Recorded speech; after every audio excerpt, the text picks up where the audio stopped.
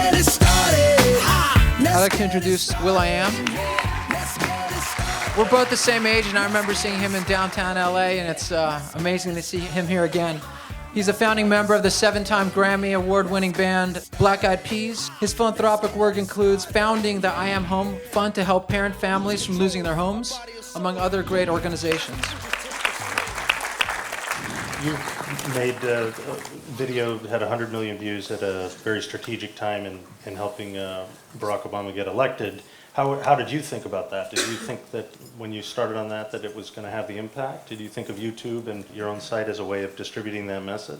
Yeah, well, in 2004, we did a lot of campaigning for Kerry. And I remember going out with the group and doing shows to try to raise awareness and inspire the youth to go out and vote. And how excited we were and passionate. How scary America was with potentially having another 4 years of Bush. And at the time, YouTube wasn't around. There was no YouTube in 2004, really. It was MySpace. And it was kind of an uncool thing for bands to do politics. And the verbs and the words that people used was grassroots. We're going to do a grassroots campaign. And grassroots took about 3 weeks to plant the seed, and you see it grow, and you start seeing people in the streets and people talking at coffee shops.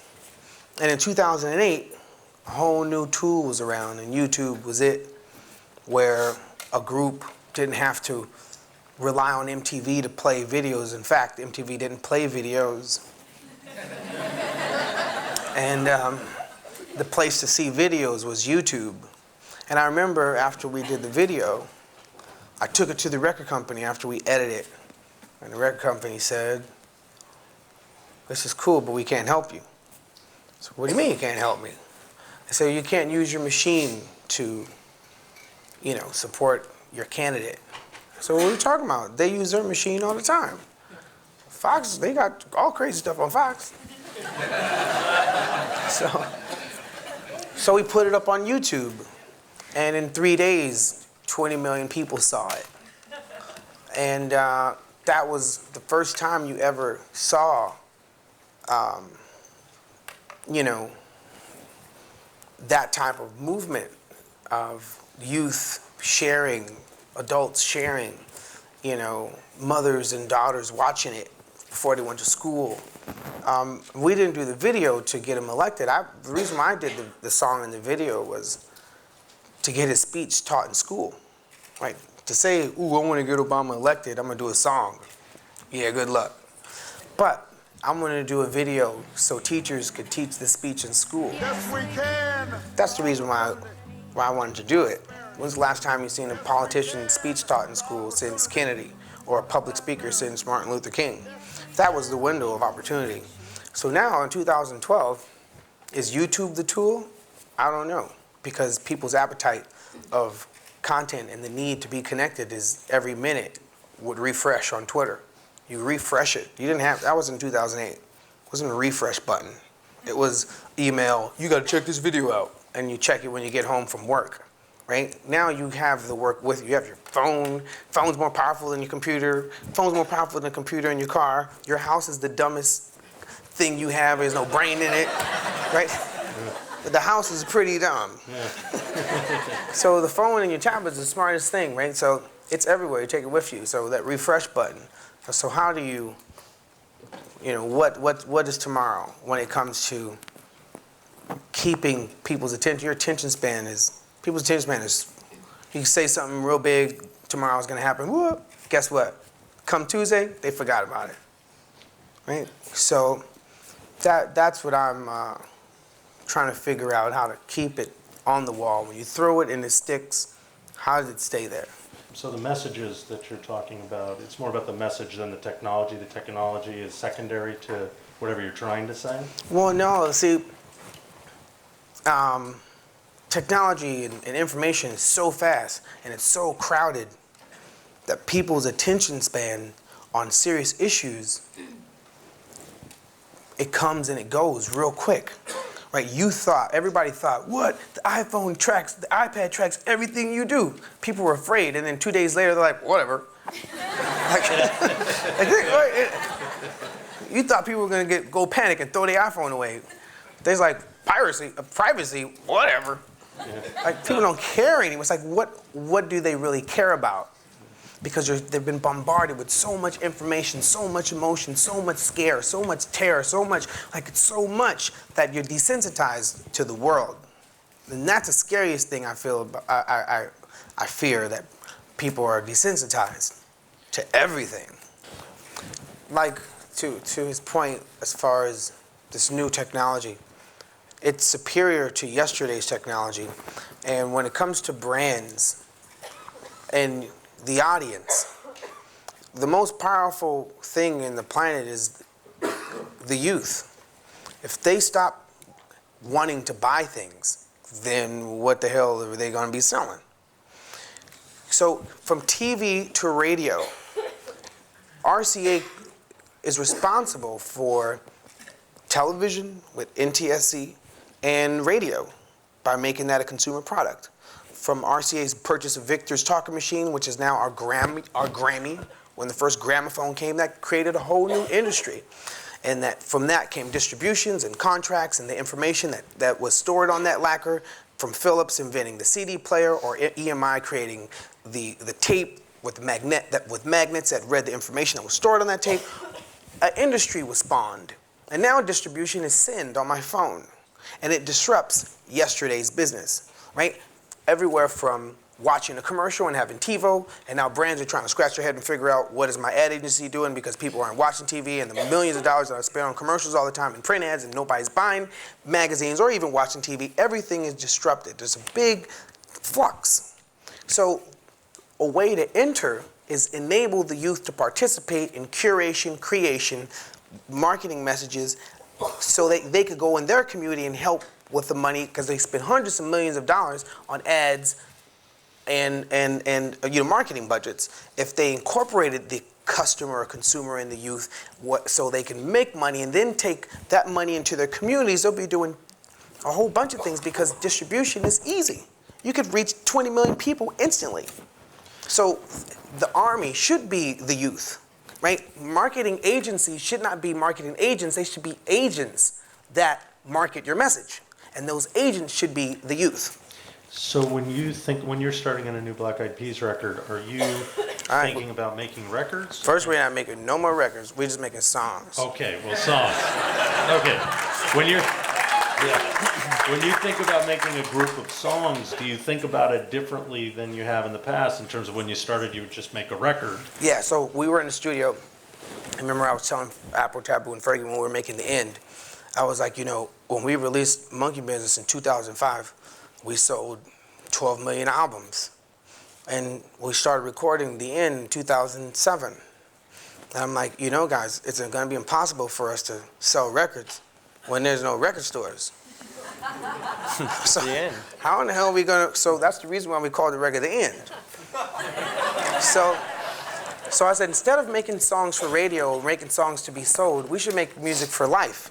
We should make songs for people when they're at a sporting event or when they're at a wedding or a graduation or anything for life. So because we did that and we looked at the DJ as the center, right? So his activity and his passion was splinter out into lifestyle and culture, and we made songs that other DJs or people can take bits and pieces. So when you go to a club, they don't play the whole song in the club. They play pieces of it because people's attention spans are so short.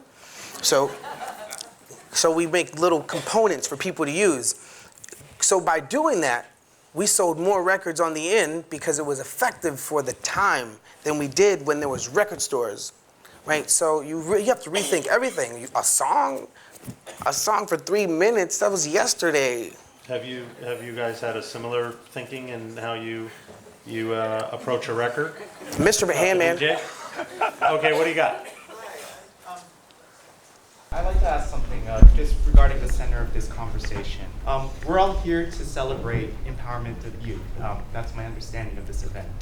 But it sounds like to me this conversation is going more so what the youth can do for corporations. And No. We're not saying what the youth can do for corporations. I'm saying how corporations should, right, empowering the youth can mean so many things. The youth are all going to go to school and they're going to graduate and get some job to work at some corporation. That's a cycle, right? But how do you empower them to want to start their own businesses? How do you empower them to change their community? How do you empower them with information about what's good for them, as far as what they eat, how they participate in their community or government, socially? So a lot of that information, the reason why they don't care about that, because they've been bombarded by marketing and commercials all the time. So the way to switch that is to empower them by enabling them to take care of the communities. So when they graduate college, they have some type of business sense to start their own business, because that's what America lacks, is there's no jobs here. You guys are all going to graduate and go work for some country, some business overseas somewhere, because there's no jobs in America. So if anybody wants to ask a question, come to the microphones. But let me ask you a question. No, he didn't finish his question. Okay. Yeah. Well, there's a point of interest to that comment, because what we have here, right here, are a bunch of youth who are already working on amazing projects. They spent this last Saturday doing a bunch of work with the Center of Living Peace, and some of them want to build schools in Africa, some of them want to deliver water to high-need countries. There's a lot of things going on here. So my question to you is that since they're already starting these movements before they're even getting to college, how can celebrities like yourselves and the corporations that are here help feed those interests? Okay. You don't necessarily have to wait on someone to help. Like with my scholarship program, I didn't wait. America's in a tough situation where families can't even pay their mortgage because they got laid off. So I'll go out and travel, and I make pretty good money DJing. And I didn't feel right with the amount of money I was making DJing, so I started I.am Home. And I bypassed that money and go to Wells Fargo, and they, suss through people that are losing their home because they got laid off, not because they're living beyond their means, but they have no means to live. And maybe these families, they can't pay $20,000, and they've missed 4 payments, right? Should they lose their home because they've been living there for 20 years? So that's what I need to do as a citizen, right? If I went out in 2008 and said, yes, we can, and then I'm waiting around for people to solve it for me, sometimes you have to do it yourself, right? So my point with corporations wasn't, nestling over on the, and jocking corporations. That was to what corporations can do to enable youth. If the youth have philanthropic endeavors, figure out how their passion coincides with the corporation's passion and work together, right? Don't look to marketing companies for your solutions all the time when those agents, the people, right? If your passions align with the things that you consume, why not partner up with those things you consume? Corporations aren't the bad guys all the time. Depends on the corporation.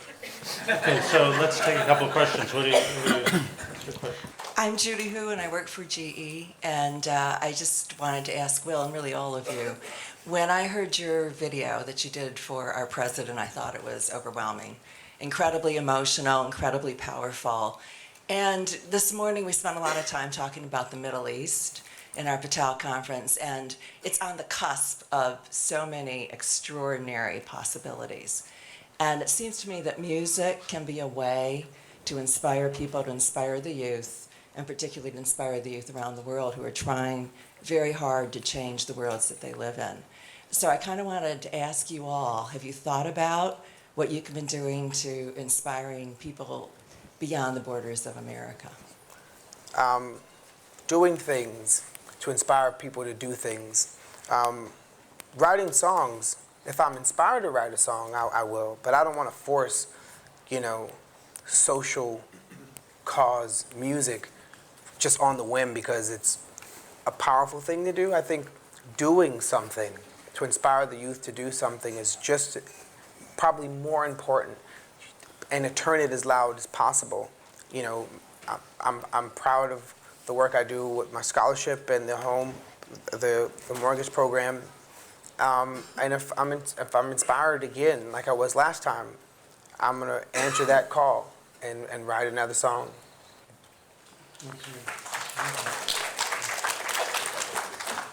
My question is, I teach the lyrics of many of your songs. The kids have to do a lyrics analysis with a social issue. If the song doesn't have a social issue, they can do it. And they've done some of your songs. For me, my question to you and my plea is that I think if you guys can connect with the youth directly and offer all the help that you can, not only with your songs, but we just had a website done by one of my students yesterday for our club. And if we can have that, we couldn't get pictures with the Dalai Lama, but if we can have a direct response from you and some kind of help, because we do need funding. I know some of you said you don't need, we do. Look, I've been doing this for 7 years, and it's so hard to do our project because we don't have money. We don't. Corporations help sometimes, but they have a vested interest, and I think you don't. I think you want to change the world, and we want to change it too. Yeah. I'm trying to encourage the kids, but we need your help, and I want you to connect with us. Thank To you. that point, I'm from East LA, born and raised, and we have a Watts. We started our Peapod Foundation where we go to inner cities and we support boys and girls clubs with Pro Tools, Final Cut Pro, high definition cameras, editing utensils, and editing tools and tutorials. So we built our first one 2 years ago in Watts. We built 3 more in the Bay Area with funding and tools and tutorials. And in New York, we opened up 4 Peapod Academies, and we're going back to Boyle Heights, where I'm from, to open up another one. So you preach it to the choir with that one. I think more people need to do that. Corporations need to go into inner cities and support people's programs. There's thousands of programs. And with the amount of money corporations spend on marketing and advertisement, when people TiVo past commercials, portions of your dollars could go to help and sponsor programs. And that was effective marketing. That's I think we need to leave marketing and go into communitying. It doesn't exist yet, but it's when brands and corporations keep the community in mind and enable communities and people that lead those programs, as such as yourself, to flourish. So, young man. Hi, I'm Noah, and my question was about what will.i.am, what you were talking about, how if the youth, if they stop buying like the radios and the televisions and stuff, because the new technology is coming out, like iPads and a lot more things that you can watch it on, like websites like Hulu, where you can watch TV shows on your laptop or on your iPad or something. So are you worried that something like that might happen? That the youth are going to stop buying products and it's going to shut down like a lot of industries? I was acknowledging how powerful you guys are. It's your desires of telling your mom and dad that I want this or I would like that. Yeah, it's just going to change. You know, Instead of a TV, more. Yeah. And because of Facebook and Twitter, you guys can connect, right? Mm-hmm. You guys could fight for better education in your schools or in Los Angeles, or to tell your mommy and daddy that fight for this, go out and vote so we can get these things. You guys are the most powerful people on the planet. Thanks. I'm Elliot, and my question was, what do you think has allowed you guys to make a difference as opposed to, another kid in your school or, some kid in high school? For me, my mom was the the X factor to why I'm different than my next door neighbor. I was raised in a very bad neighborhood. My best friend when I was 11 was shot in the face. When I was 12, another good friend of mine was shot by the police. But my mom kept me safe. She sent me to good schools. I went to Brentwood Science Magnet, Parvere Junior High School, and Palisades High School. And in high school, I wanted to do music, but it was my mom. I was, when Dalai Lama said that, you know, compassion and a good mother, I just thought of my mom, and I was so thankful that I have the mom I have. And I wouldn't be the way I am. I am who I am because of her.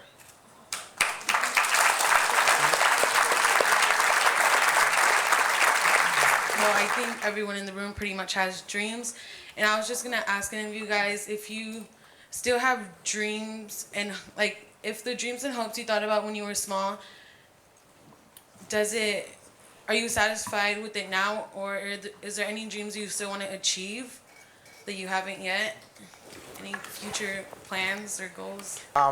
When I was 13, I went to school and I had my little demo tape. And I gave it to a friend of mine named Stefan. I said, hey, Stefan, give this to your dad. And Stefan, his name was Stefan Gordy, and Barry Gordy was his father. And he never gave it to his dad, you know.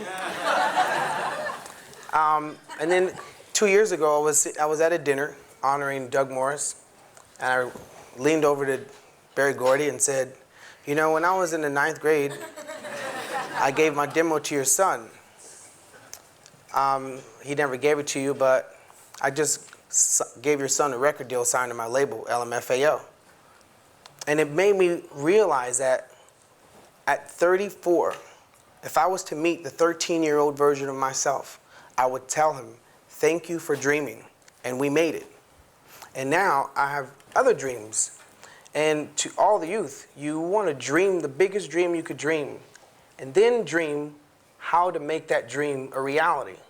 And then after you've dreamt how to make it a reality, you have to dream how to get around all the obstacles that are going to keep that dream from coming to reality. So you have to have 3 dreams.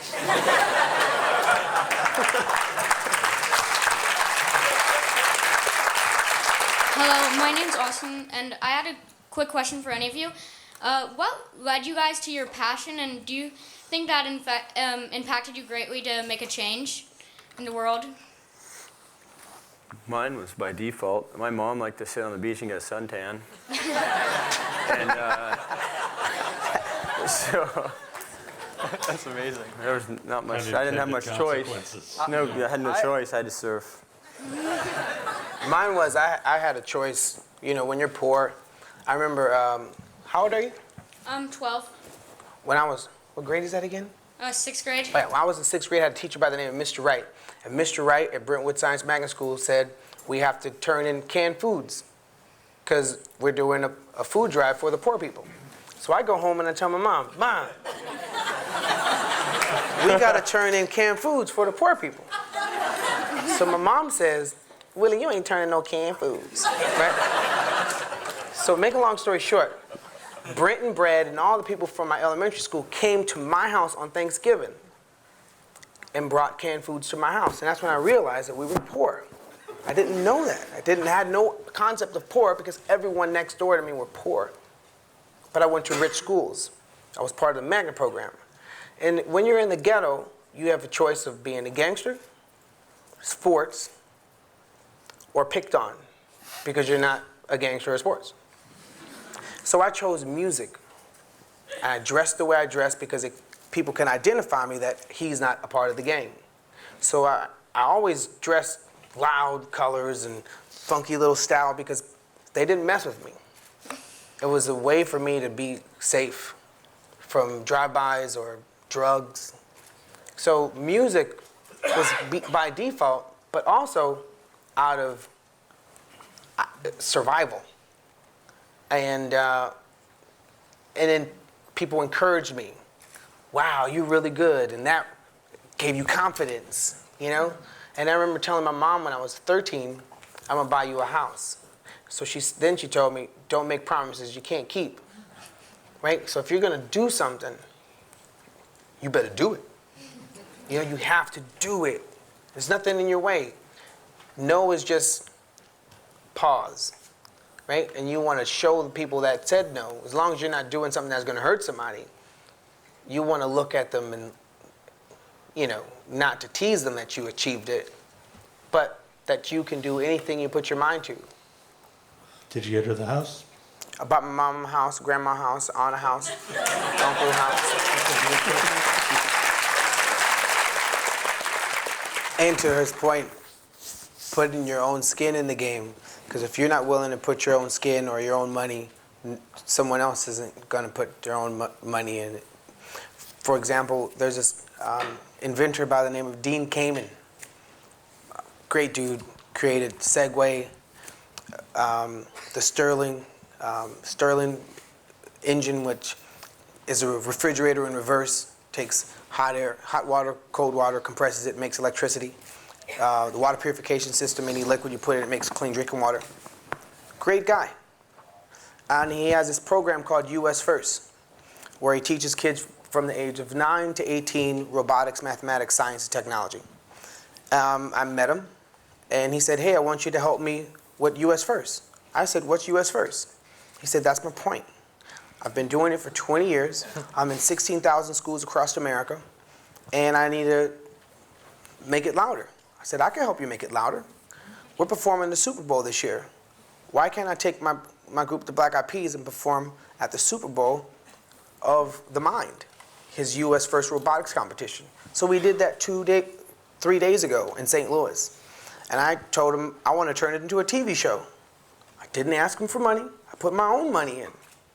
Called up ABC myself and bought TV time.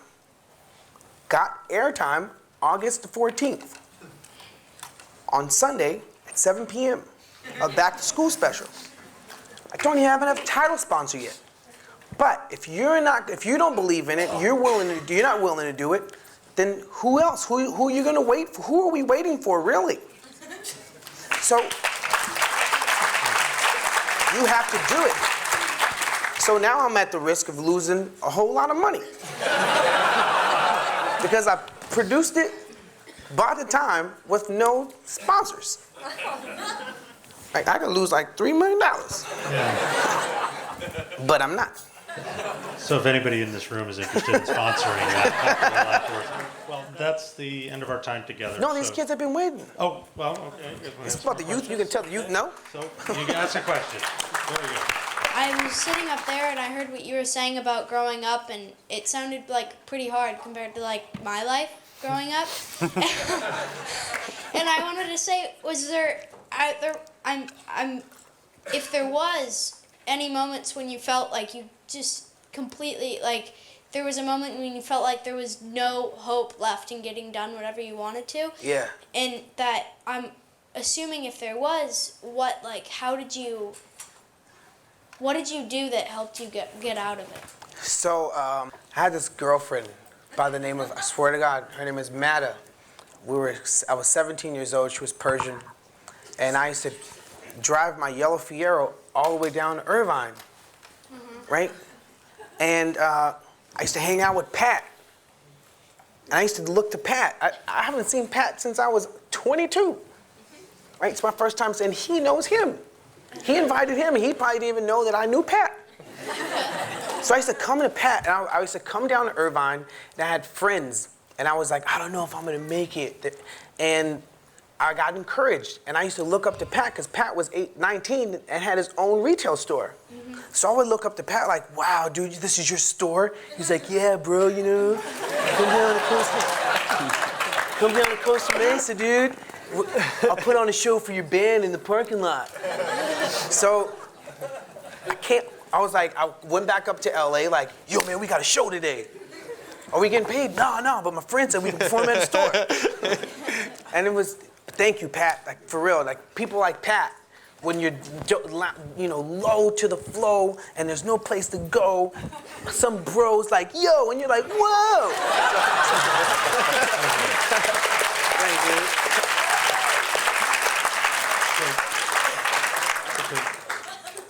So, Thanks. do you want to ask a question, young lady? Okay. I was just wondering, who is your daily inspiration? Who do you get up for? Or like when you just started out in like music or surfing, who inspired you to do something? For me, it was just of course, like people like Tribe Called Quest, De La Soul, and other groups that I loved. And then Matta's mom, she had this nice big house in Irvine, and I would ask her, like, this is your house, how did you do it? Yes, we were born in Iran, and we came here, like, wow, how do you, we live in the projects, how did you get this house? And just asking people questions, and then seeing CEOs like, so what is it like running this company? And then asking questions, and then now you're inspired by people that aren't in music but are in business. And then I just flew from, I haven't slept. I was in Korea today. I had 2 days in one day. I was in Korea and flew here, and it was still the 4th. Yep, me too. I was in Australia. You know what I'm saying? Flying in the air, found it.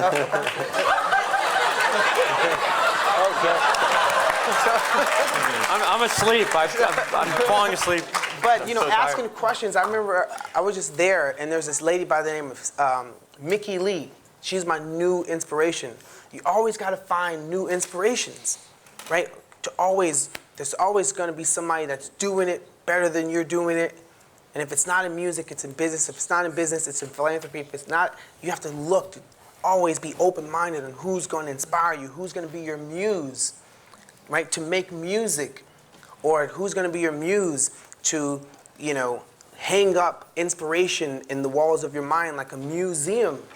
Who's going to be your muse to do amusing things, right? So I just like the word muse. We should thank our panelists for being here. It was pretty awesome. Yeah, it was incredible. I really learned that a no is just one closer to that yes and that opportunity and that basically that time to succeed. You know, will.i.am, I think he's really inventive with the way he goes about using not only where he came from, but also where he's going and the people he's been in contact with, and all his history tied into where he donates his time and his energy, and it's really inspiring. See you next time. Solution, transmit hits with no delusion. The feelings